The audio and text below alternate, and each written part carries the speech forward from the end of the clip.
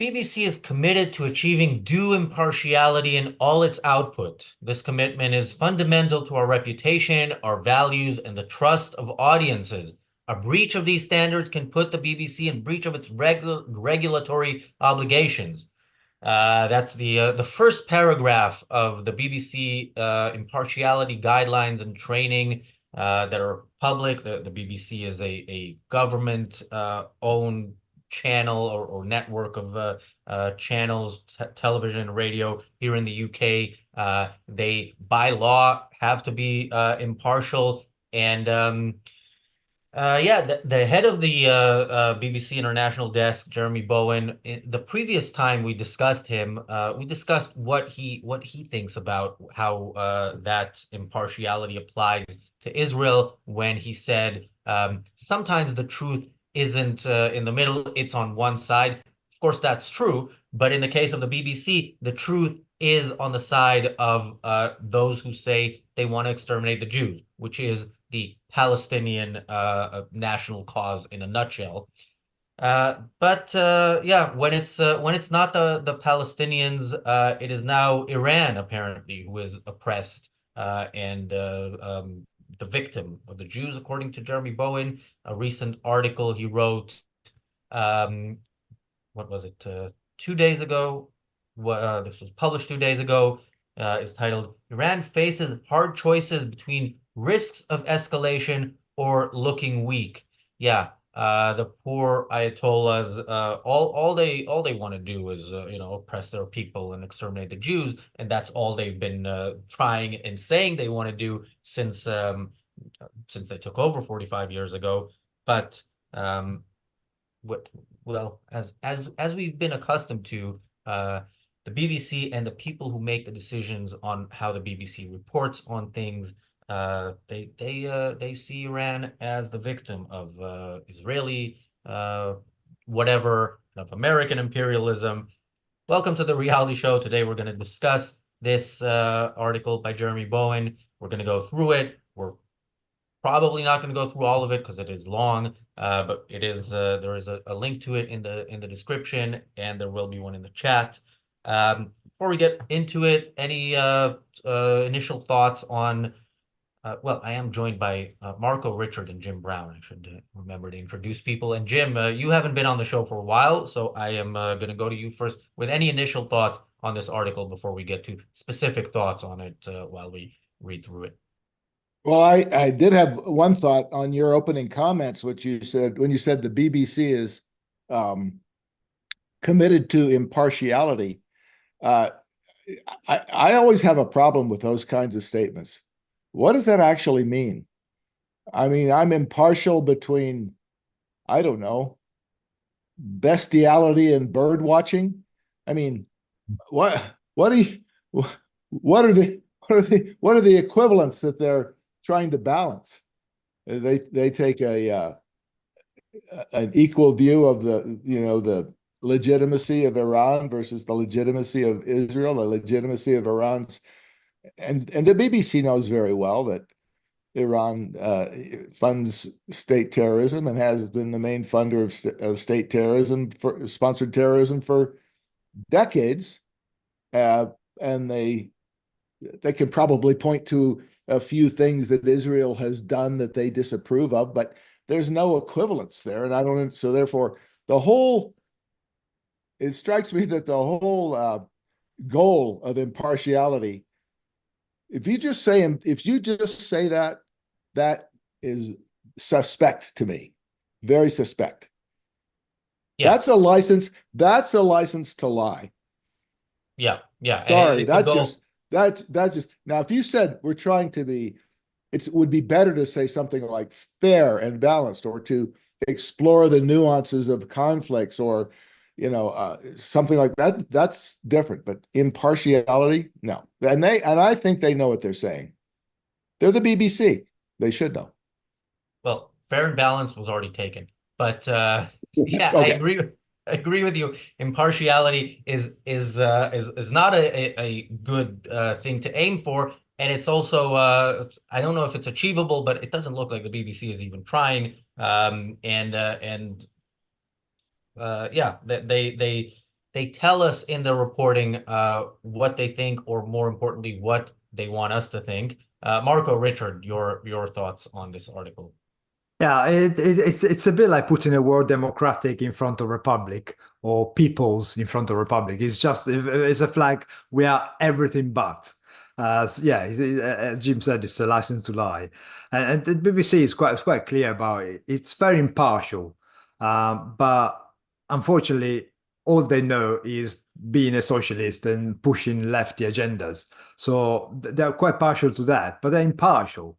Because there's nothing else according to them, and they spew this kind of policy of envy, whereby anyone successful, anyone who stands on his own feet, on his own merits, is to be bring down to the level of the peasant because they can't possibly earn their status just based on their abilities. So they hate all this kind of stuff. They hate Britain. They hate what Britain used to stand for.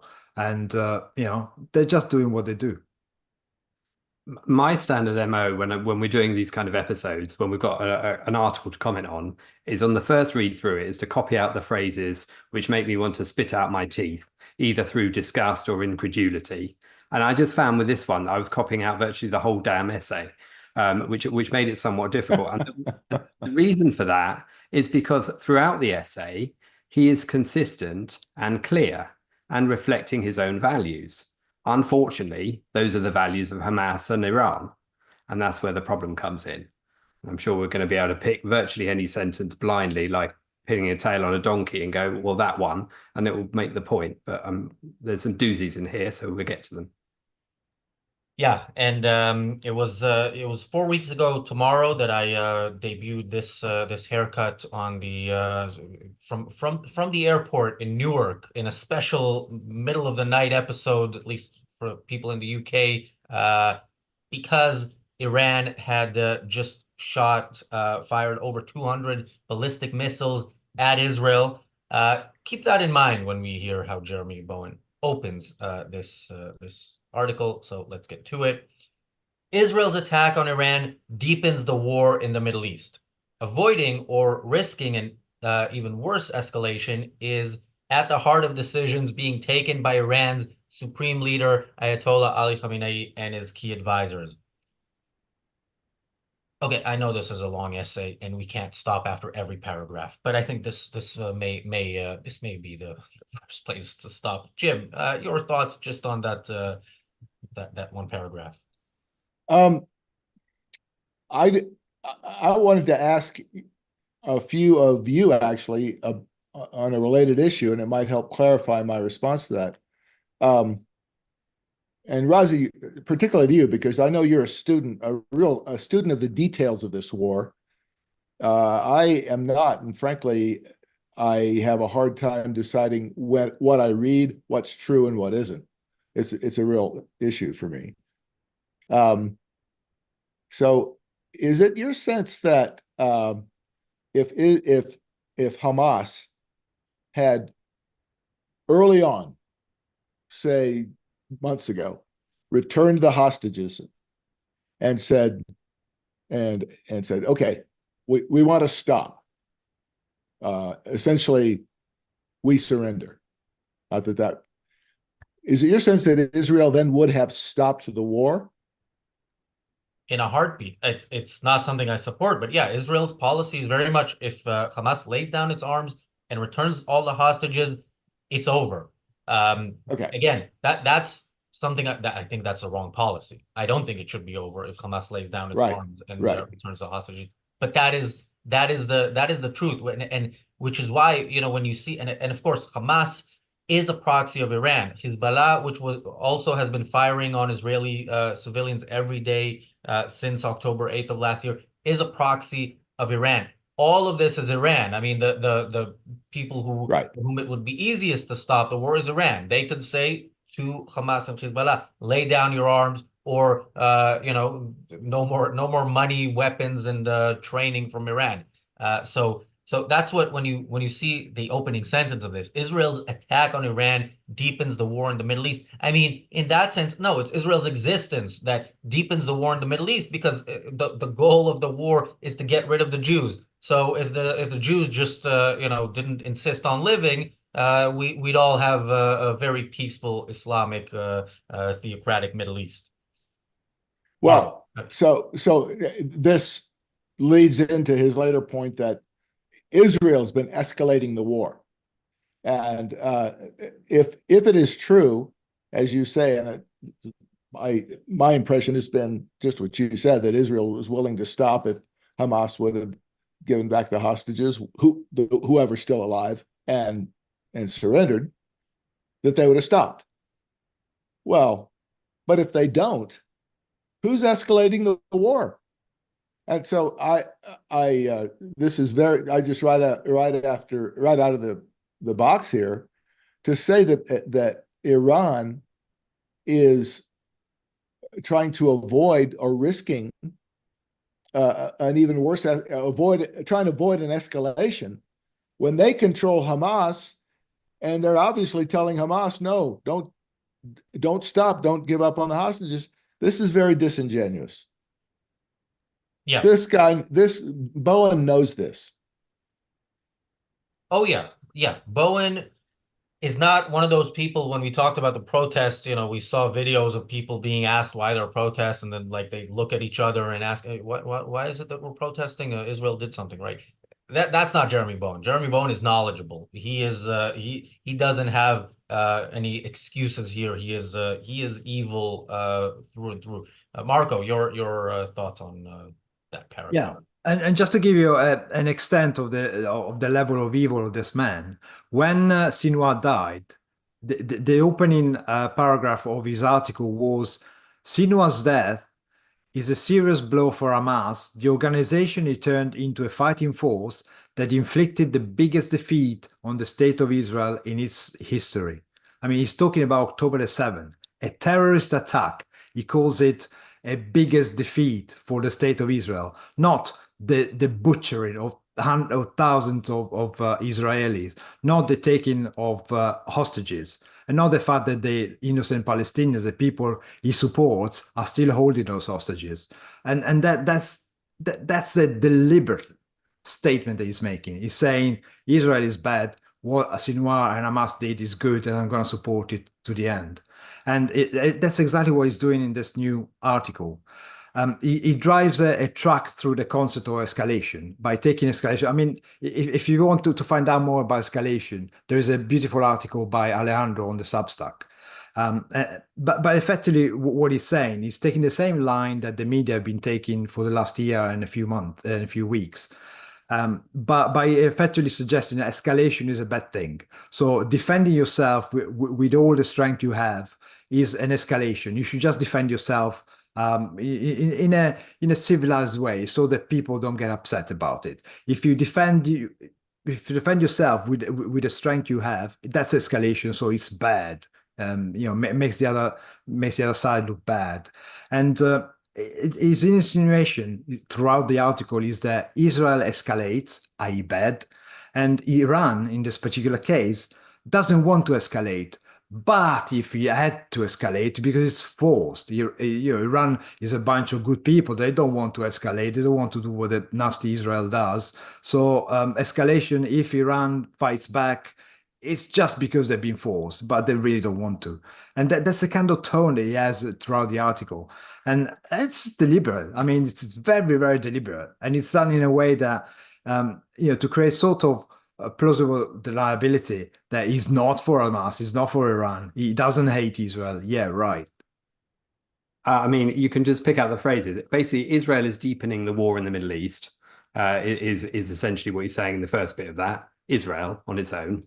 It's talking about even worse escalation, but of course that comes from Israel. And he's basically talking about it's Iran that has to make difficult choices. It's Iran put in the awkward situation of a difficult moral dilemma, thanks to Israel, not because of their own actions in the past. And then when he talks about the Ayatollah and his key advisors having to sit down and make decisions, it makes them sound like a group of rational men who are working on a tricky problem and trying to come to an honest, sensible, rational answer, which is the absolute furthest from reality that you could possibly get. And we've seen that in the fact that they launch missiles at Israel in the first place and have set up all of their proxies to surround Israel and do their dirty work for them.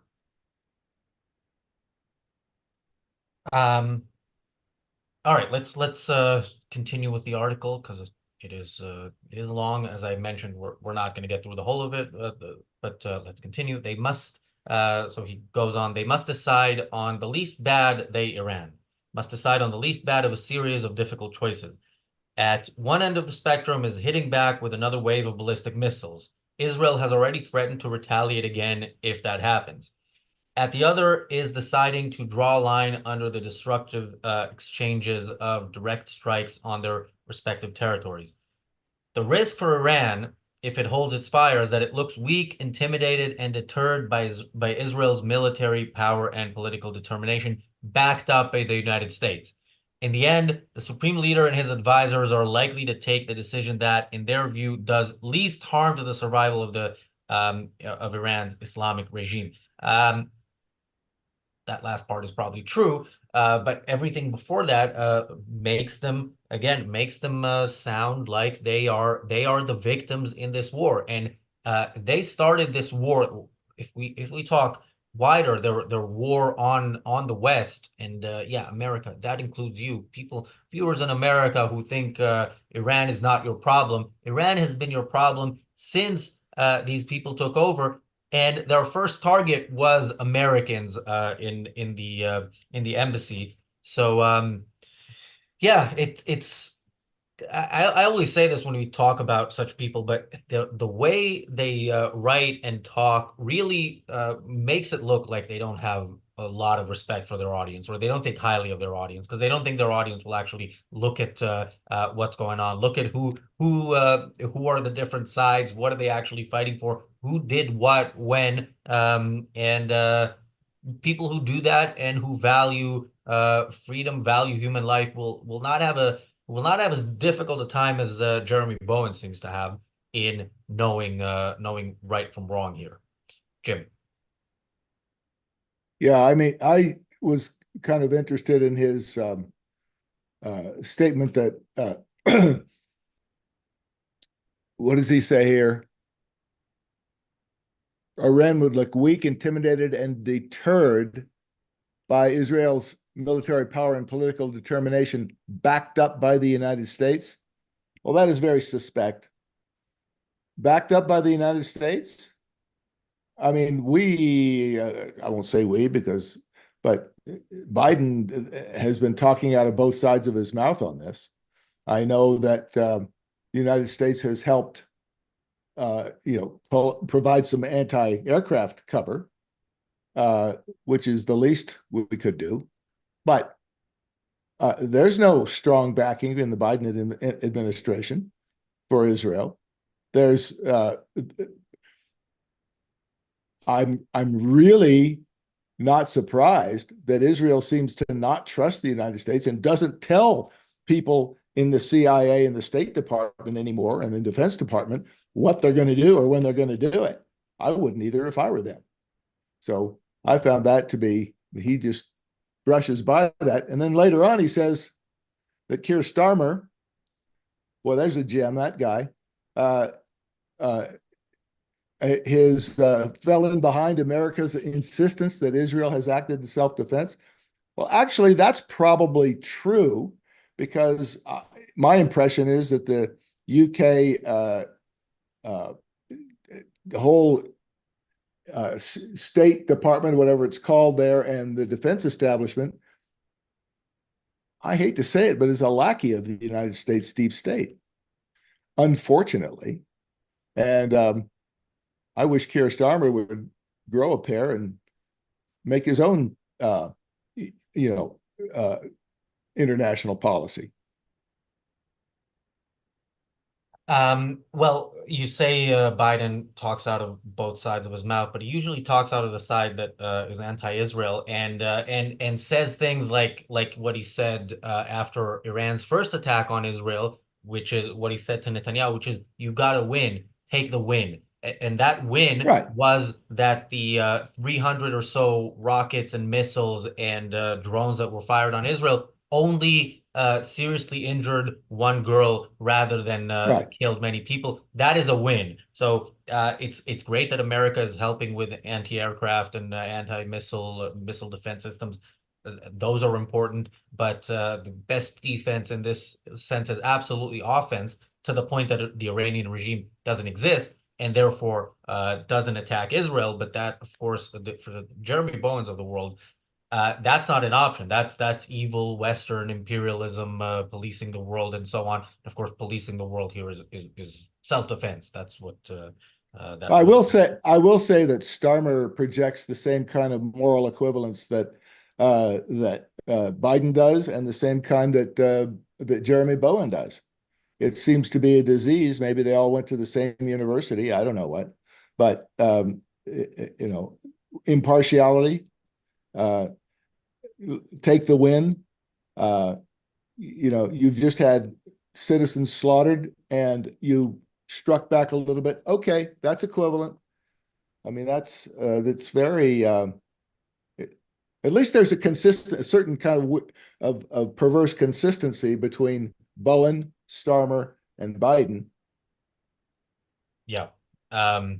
Marco.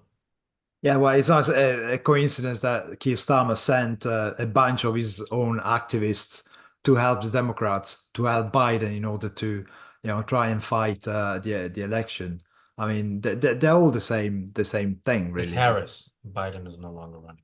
Well, whatever's left of the Democrats, yeah. But going back to the article, I mean, look at what he's writing. He's writing effectively that at one end of the spectrum is hitting back with another wave of ballistic missiles. It's like, can you hear yourself? Like, hitting back with ballistic missiles is something that it's even acceptable from anyone. I mean, we're not talking about sending an angry letter. Hitting back with ballistic missiles. I mean, he is effectively presenting this as a viable option. He's effectively saying, well, why shouldn't Iran do that? They're perfectly entitled to do it. It's only Israel, the other side, on the receiving end. So what do I care, he says. It's just crazy. And this risk of Iran looking weak.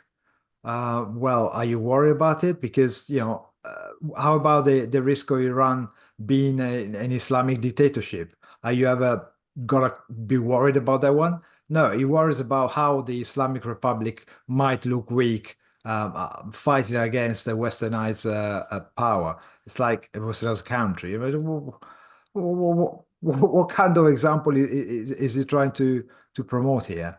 It's pure evil, pure evil. I just want to make a comment first on Keir Starmer, because the eternal rabbit in the headlights of being prime minister, that he looks, because to be honest, the policy that he set, some of it comes from the Foreign Office, as you say, rather than from him, and of course much of that is often touted as the poodle argument, that the UK is just the poodle of the US.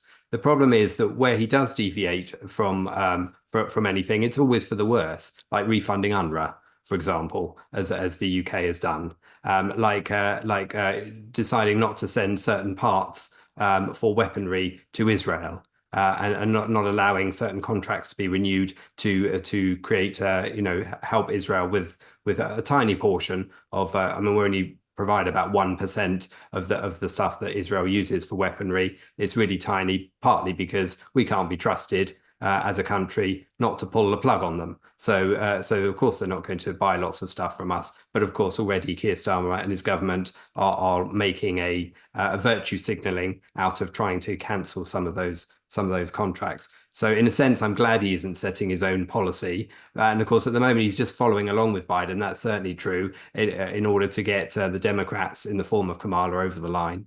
I think the way this article is written, he's constantly talking about what's the phrase he uses? Causing the least harm to Iran's Islamic regime.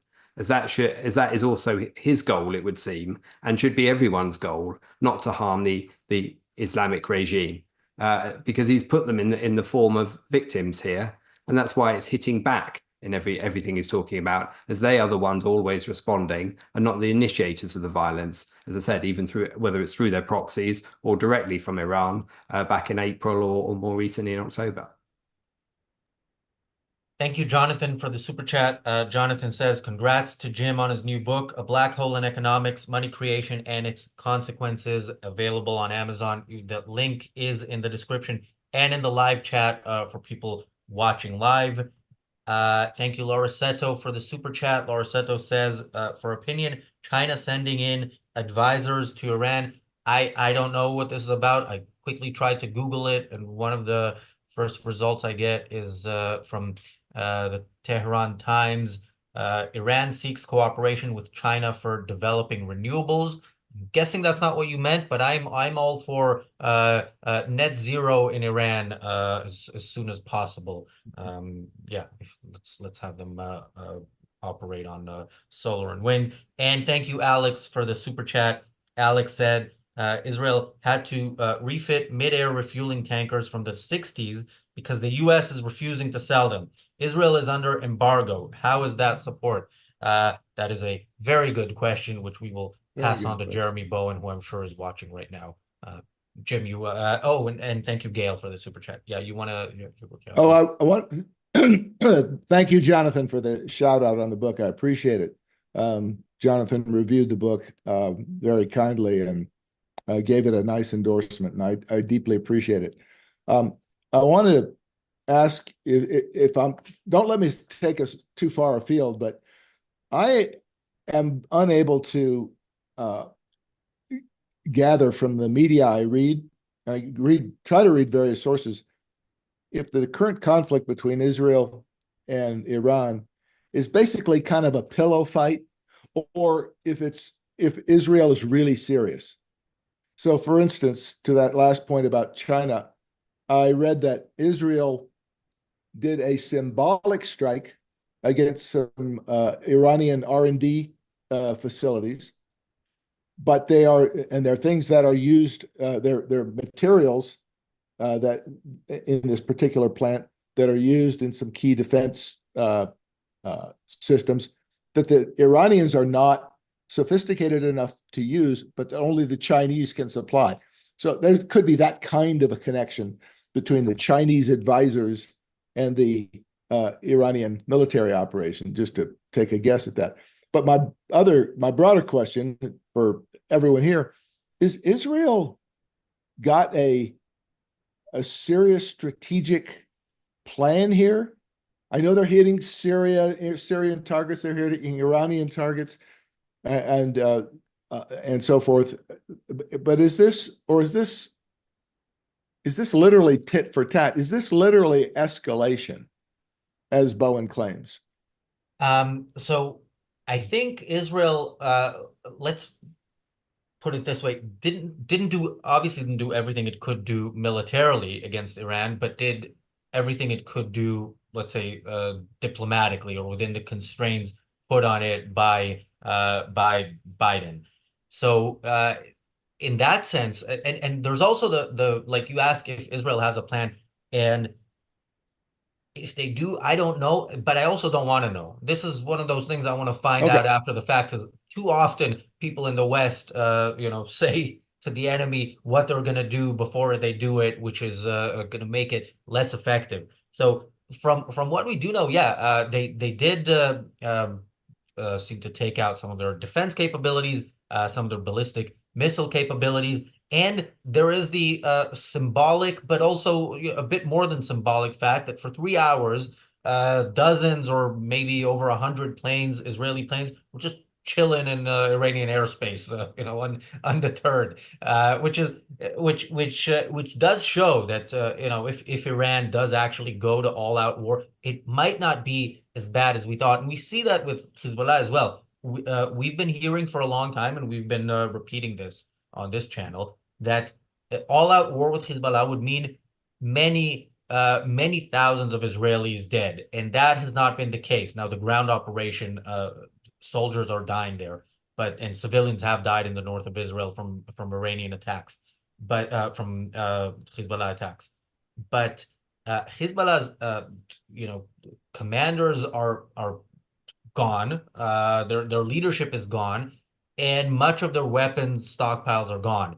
And this was the way Iran has been fighting a war against Israel for decades, and this is how. Like until this year, they have never fired directly at Israel, and this was how, through their proxies, and their proxies are all but gone, which is in a sense, you can see why the Ayatollahs and Jeremy Bowen are concerned, because it looks like they might not it might not be as easy for them as they thought to get rid of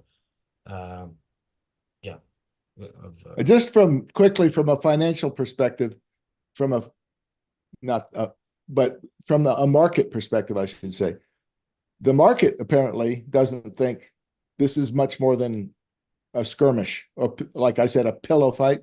Price of oil is down 5% today. The market is not expecting a disruption of oil supplies as a result of Israel's.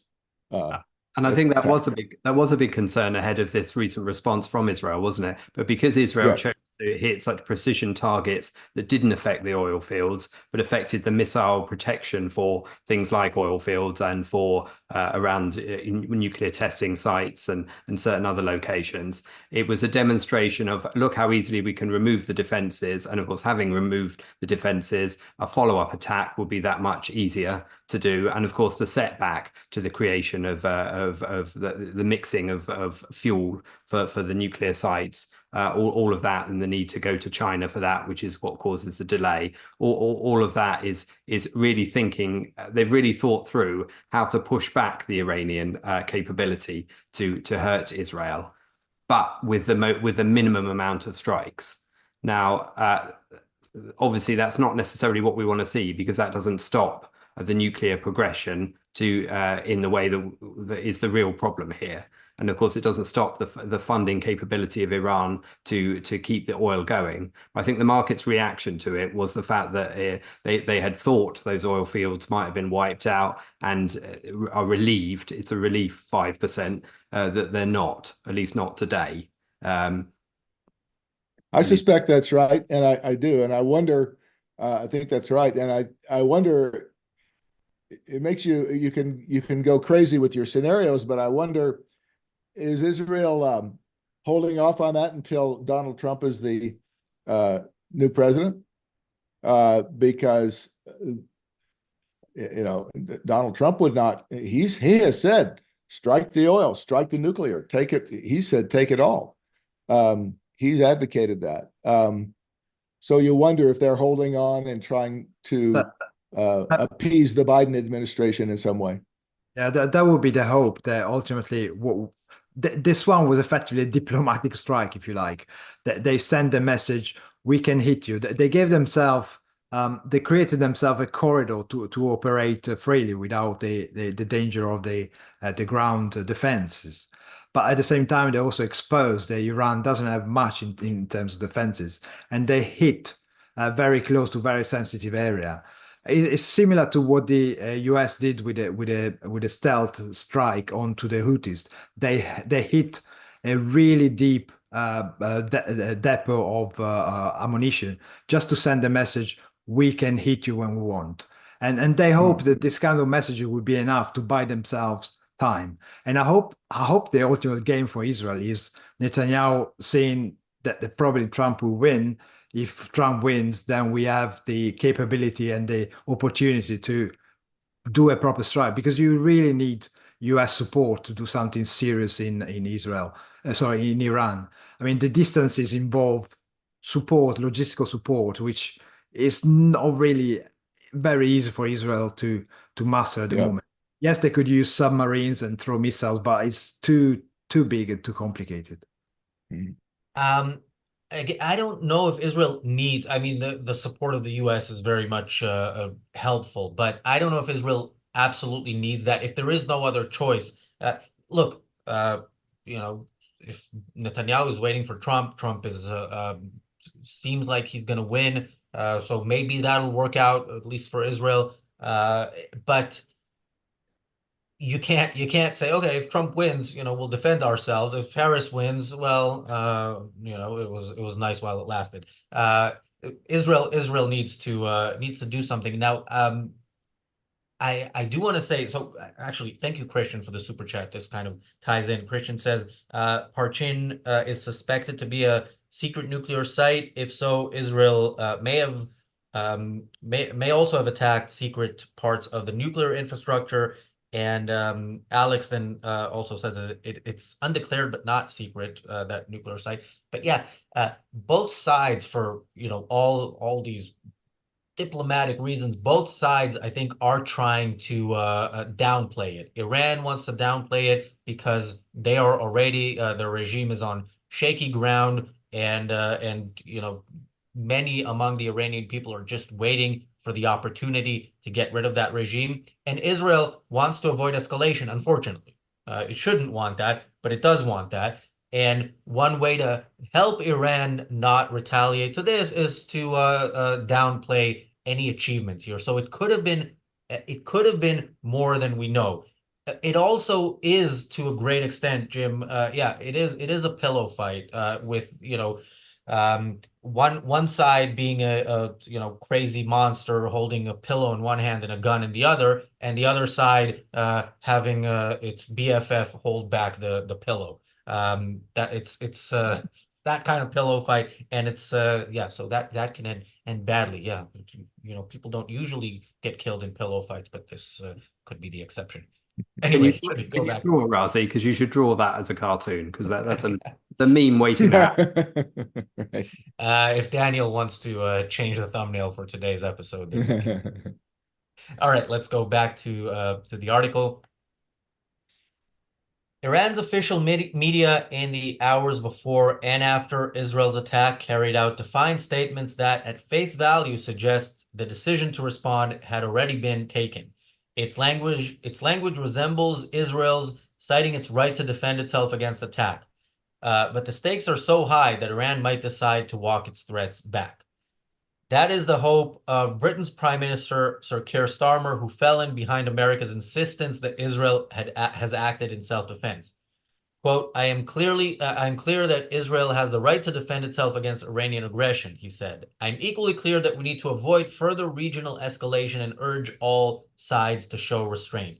Iran should not respond. I want to read a bit more, but I just want to say, do these leaders all hire different people to write kind of the exact same stuff? Because there's some money-saving opportunities there, but I guess when you're taxpayer-funded, that doesn't really matter. There's an endless supply, which of course is, we know where that leads, and if we don't, we should read Jim's book. Let's continue. So Iran's own statement have been consistent since its ballistic missile attack on Israel on October 1st. A week ago, Iran's foreign minister Abbas Arghab told Turkey's NTV network that, quote, any attack on Iran will be considered crossing a red line for us. Such an attack will not go unanswered. Hours before the Israeli strikes, the Iranian Foreign Ministry spokesperson Ismail Bakai said, quote, any aggression by the Israeli regime against Iran will be met with full force. It was, he said, highly misleading and baseless to suggest that Iran would not respond to a limited Israeli attack. As the Israeli aircraft were heading back to base, Iran's foreign ministry invoked its right to self-defense, quote, as enshrined in Article 51 of the UN Charter. A statement said Iran believed it was both entitled and obligated to respond to foreign acts of aggression. Okay, let's pause there. I mean, we just did an episode on the Daily Objective about the UN considering kicking Israel out or suspending Israel from the UN. And we said that would be a great thing. This just goes to show. I mean, yeah, Iran is using the same language because that plays into the hands of Western leaders who are mostly critical of Israel, not Iran. It is only when Iran does something directly, rather than on a daily basis when Iran does things indirectly, that there is any criticism of Iran. So yeah, anyway, Jim. I mean, the United States is squarely responsible for Iran's ability to claim any credibility about invoking the UN Charter. The United States founded the UN. The United States pays for the UN. The United States hosts the UN on our own soil. And the United States tolerates anything said about the United States or any of its allies on US soil by these kinds of terrorists. And this is something that is so obvious, but that 99% of the people who read this article will not stop and pause over. The only thing that enables Iran to make this claim with even a little bit of legitimacy, which this guy, this author, Bowden, his name, obviously thinks is legitimate, is the United States, the sanction of the United States. And it's shameful, and I hope it will not continue under President Trump. Marco.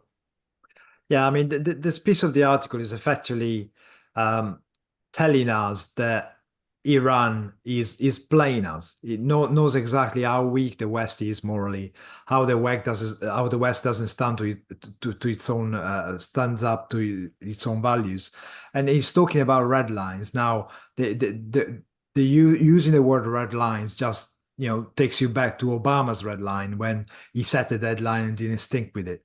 He allowed Syria to use chemical weapons despite a warning on it. And effectively, it's Iran mocking the West for being weak. And this is a deliberate choice of wording, even quoting "we have right to self-defense." Well, they're mocking the West because some of us are arguing that Israel has got the right to self-defend, but they mock us with that, quoting all the UN resolution, all this kind of stuff. At the same time, when he knows perfectly well there is a resolution right now, the 1701, which is not being upheld. That's why Hezbollah had all the capability he had at the south of Lebanon. So all this kind of behavior, and the fact that China is even involved. China is even going to Iran because recently Iran joined the BRICS with other very dubious places on earth. And so this make it look like, oh, we're just trading among each other. No, you're just swapping weapons, swapping money, and in the case of North Korea and Russia, even swapping troops. So it's a wider context, and effectively Iran, through diplomatic channel, is mocking the West, the inability of the West to stand up to its own values. And frankly, they deserve it. Yeah, I mean, it is exactly that. It's a mixture of trolling. To quote this Article 51 from the UN, is a mixture of trolling and also highlighting the ludicrous morality of the West in treating the UN as any kind of a body. I don't know why you don't just combine the UN Charter with the Hamas Charter and maybe throw in the BBC Charter so you can call it impartial if you want, and make it one thing. It's really promoting the same stuff, to be honest. So yeah, it's their standard toolbook. And of course, they've got both words in there. They've got the words which show, we're strong and we're going to fight back. And also, we're not going to fight back because, we don't want escalation. It's all words to all sides, which is obviously what the West is also doing. But you can't believe a word of it, can you? But it's how this is spun. It's all spun in terms of Iran's favor. It's all spun as though, it says it in various places. It says that you think Iran has set the pace of Israel has set the pace of escalation since the spring. Everything is Israel's fault. Everything. It says somewhere else, Iran's reluctance to fight an all-out war. Iran's always the reluctant one to fight. And there's always this confusion between who's starting something and who's responding. And it's always Iran that's responding. And in the course of this article, and the implication that Israel is the initiator of violence. And we know that's not true. We know that's an absolute reversal of reality. One of our Most loyal trolls in the chat says Razi is the type of dude to die in a pillow fight. Challenge accepted. Yeah, well, I know Dana White watches this show regularly. Let's make it happen. And okay, let's get back to the article. Israel has set the pace of escalation since the spring. Okay, let's pause there. Now, we usually try to make this a family-friendly show, but are you fucking kidding me? I mean, we're talking about savages who attacked Israel, continued to attack. It was different savages, but of the same side, continued to attack daily, and even in Gaza, Hamas continues to fight daily. Like we said earlier on, if they wanted to end the war right now, it would end right now. So yeah, when we say Jeremy Bowen is a propagandist for Iran and for its proxies, that sentence, I think, states it as clearly as anything else he said. Although it's all bad, but wow. All right, let's go quickly since I paused for my own comments. Any thoughts on that one sentence, Jim? No, not really. I just think it's more of the same. I really do wonder where people like Jeremy Starmer get their values and get their concept of state and the UK's national interest. It really is. It's a big mystery to me. It's Jeremy Bowen. Jeremy Starmer is the future love child of Jeremy Corbyn and Keir Starmer. Oh, sorry. And future Prime Minister of the UK, I assume. Keir Starmer, Jeremy Bowen. Sorry. Yeah. Marco. Well, no. I was just saying that they take the values straight from the USSR. These people have never moved on from the fact that their beloved countries has failed, and they're still trying to, to restore it some way or the other, even if they have to support the Islamic Republic. They don't care. Does it come from political pressure within the UK? I visited the UK in May and visited Scotland and so forth. And I learned, to my surprise, that there are 4,000 mosques in the UK, that there are a large number of ethnic, Islamic based, just from this wave of immigration that's happened in the UK. Has that generated sympathy for terrorism? I'm all for immigration, but has that generated sympathy for foreign terrorism just because of the ethnic connection? Is that possible? Well, there's no doubt about it. We have about 12% Muslim population in Britain, but and that, of course, most of it is imported anti-Semitism, which we didn't really have much. But then you also have a big.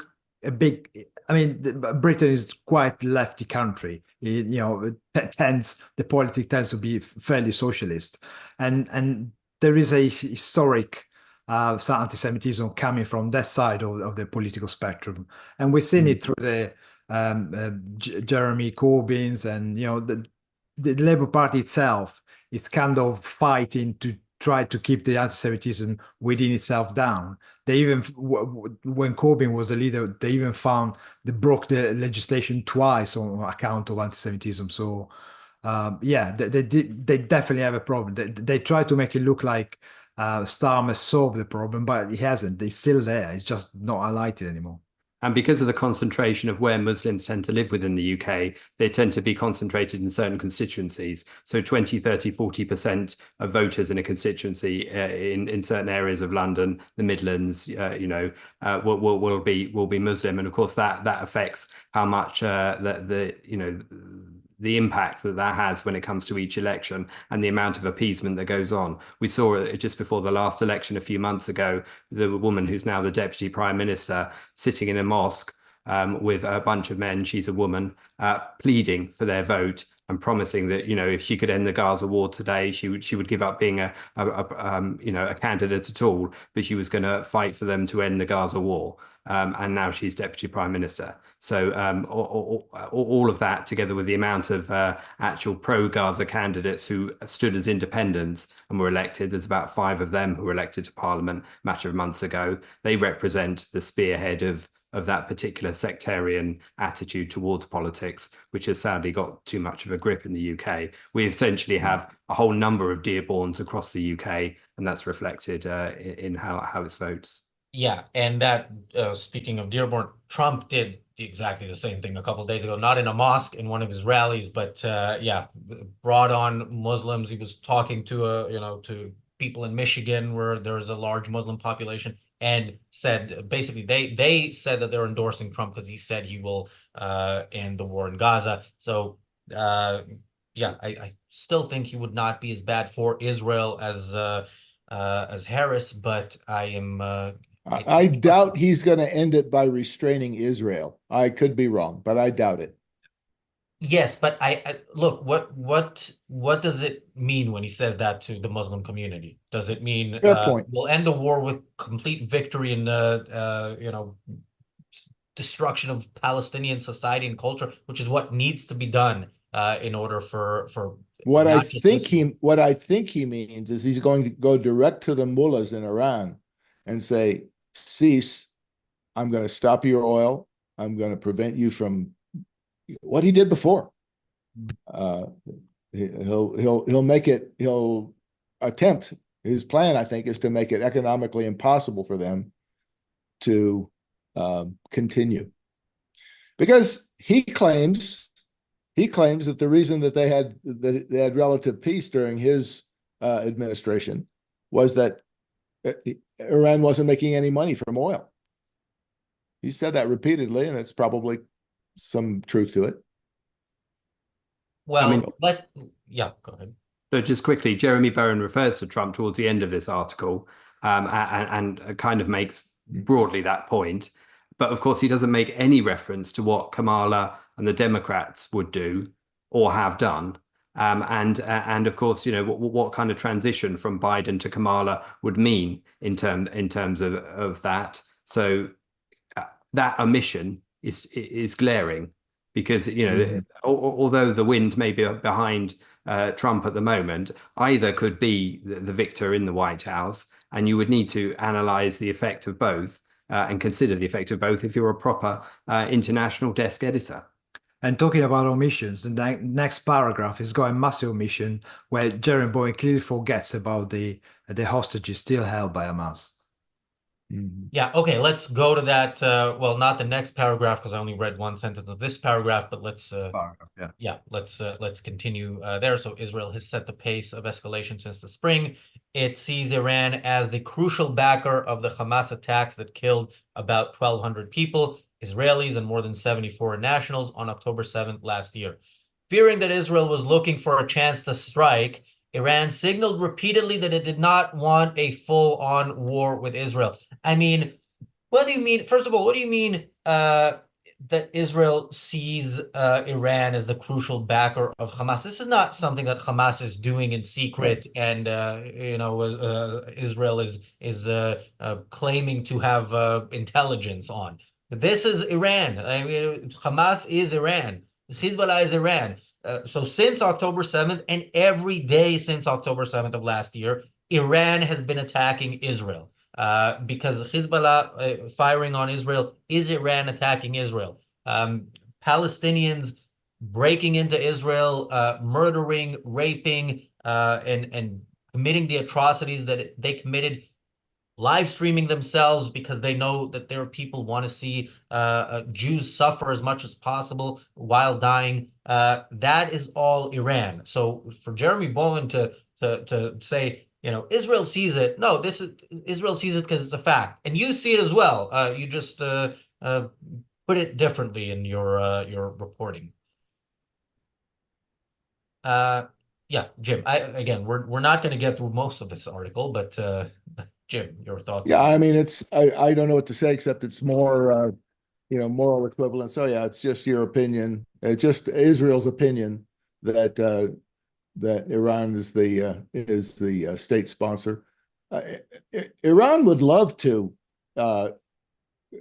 perpetuate this myth, wouldn't they? They would love to say, "Oh, this is a war between Israel and Hezbollah, or Israel and Hamas," and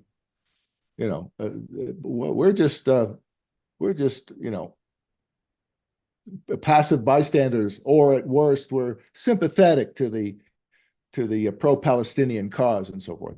But we're not active involved. They would love that, and if you can perpetuate that ruse, then you can make it plausible that, yeah, this is Israel is the aggressor, and I think that may be underlying it. That's Bowen's sort of underlying unstated premise.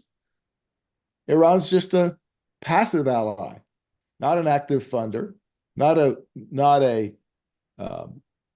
strategic participant. So let's not get carried away on these strikes against the Islamic Republic.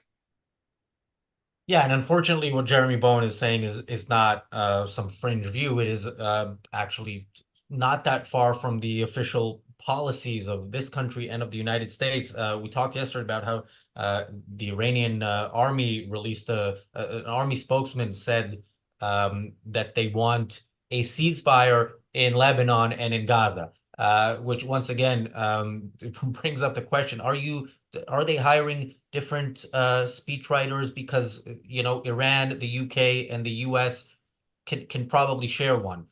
Certainly, when it comes, if you have the same policies as Iran, specifically when it comes to Israel, you should really reconsider. And America right now, you have the policy of Iran, and Britain right now, you have the policy of Iran. There should be a ceasefire. Why does Iran want a ceasefire in the war that it started? Because it is losing and it wants a pause, it wants to regroup, and it wants to start the next war as soon as possible and at as strong a position as possible, both of which will be much more difficult to do if Israel continues to destroy their capabilities.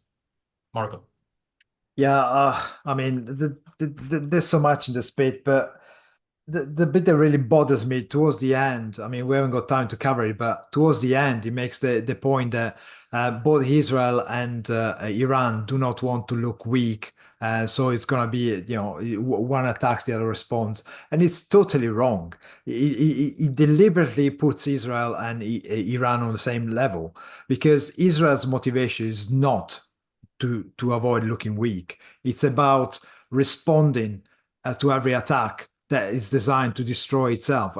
For Israel, it's a matter of existing or not existing, or surviving or not surviving. Iran is playing a different game because, to be honest, anyone dropping the context of what Iran is doing, and what do we mean dropping the context?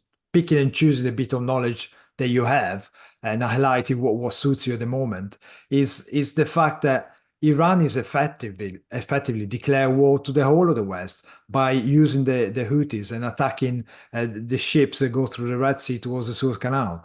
That is obviously a declaration of war against Britain, against even the countries whose sailors are staffing working on the ship. So, some sailors from different nationalities who've got nothing to do with the Middle East have been killed by the Houthis. If that's not a way that Iran is using to effectively attack the rest of the world, you tell me what. But people choose not to focus on that and choose to highlight how bad Israel is and how the moral equivalence between Israel and Iran is there. Well, if you do that, if you play the game, let's really look at the facts. Let's really look at the motivations and see which side should actually be supported. I think the way Bowen frames this whole article is a bit like how he framed the Sinwar response when he was defining October the 7th as the biggest defeat on Israel, because he knows that Iran funds Hezbollah, and he says later in the article, he says Iran spent years building up Hezbollah as a key part of its forward defense. as if it's a legitimate means of Forward carrying out a defense. war. A forward defense is what this bunch of terrorists is. Same as it's appalling stuff. And of course, the response from all the leaders, whether they're Keir Starmer or whether they're the US, they all come from the same Harvard School of Plagiarism, don't they? We've seen how they copy each other.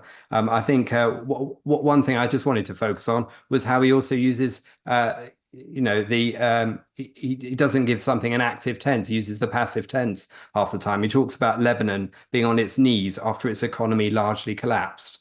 Well, why does Lebanon's economy largely collapse? Nothing to do with all of the money it was funneling through Hezbollah and building tunnels and using weaponry and the massive corruption and all that led to the huge inflation for its people. Of course, these things are linked. And of course, you know, it's not like poor Lebanon received the bad luck of its economy collapsing and now is receiving the bad luck of being bombed by Israel. The two things are all products of how it's behaved and the consequences of its own behavior, and justly so. Yeah, applications for the Harvard School of Plagiarism for the next semester are now open. Thank you, Jonathan, for the super chat. Jonathan says, great show, gents. Thank you. One of the trolls is complaining about the amount of Jonathan's super chat. First of all, we appreciate you caring about our bottom line. And let me remind you that troll comments can also be made in super chats. Now, we reserve the right not to read the comment, but as we say, we will spend that money better than you will. And so yeah, consider making your next troll comment in a super chat. We didn't get through nearly even close to half of this, but there is a link to it in the description and in the chat. I don't think we were very impartial with this particular article. Yes. So unlike the BBC, we're not gonna force taxpayers to pay for us. We're not gonna knock on people's doors. Did I ever tell you, Jim? I told this story on the channel, but I was once a month late paying the BBC license fee, and I got a knock on the door from a BBC person, you know, saying asking to be let in to see if I have a television, and I said no. And but I did pay immediately afterwards. So that is not ARCUK's fundraising policy, but we can do a lot more in the fight against evil and for good. So consider becoming a member. Thank you, Mary, for the super chat. Jim, parting thoughts, and where can people find more from you? Oh, well, if you're going to give me a chance to well, first, parting thoughts on this. Thank you. When I first read this article, the first glanced at it, I didn't quite realize how bad it was.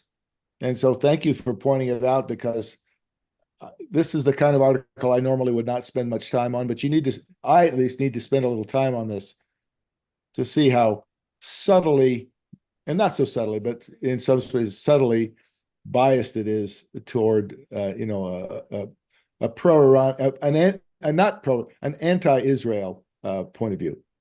Okay, so now if I get 15 seconds to shamelessly flog my book, it's a black hole in economics, money creation and its consequences, available on Amazon Kindle.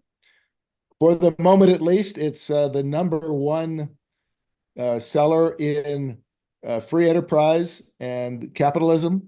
Everyone gets their 15 minutes of fame, I suppose. I hope to have a lot of people have asked about a paperback. I hope to have a paperback out in December. I know a lot of people do prefer to read a physical copy rather than online. So that's it. That's about as shameless as I can be.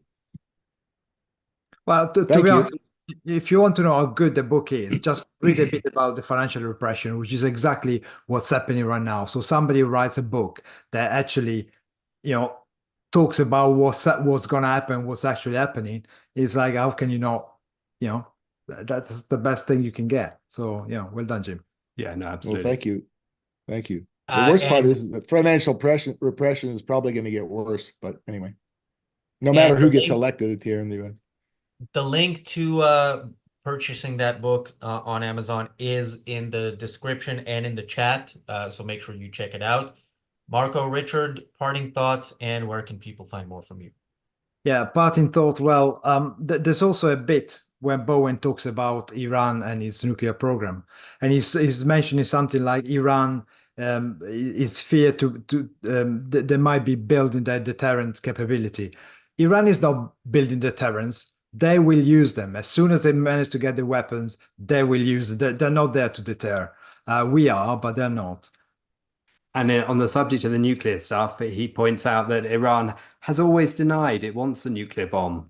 And also it's open to negotiations for giving up the nuclear bomb that it's building. So brilliant. And of course, Iran concluded it had to hit back. Poor Iran. It was forced to hit back in order to draw attention away from what's happening in Gaza. That's what this is all about. That's Bowen's argument. It's just that's what Israel is doing. No, it's actually fighting a war on 7 fronts, and it's trying to preserve its existence.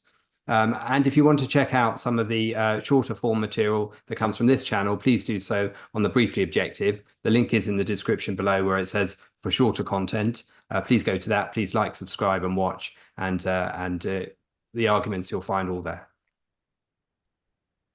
And big week coming up on our Substack and YouTube channel. I can't say much more, but stay tuned. It's big stuff coming.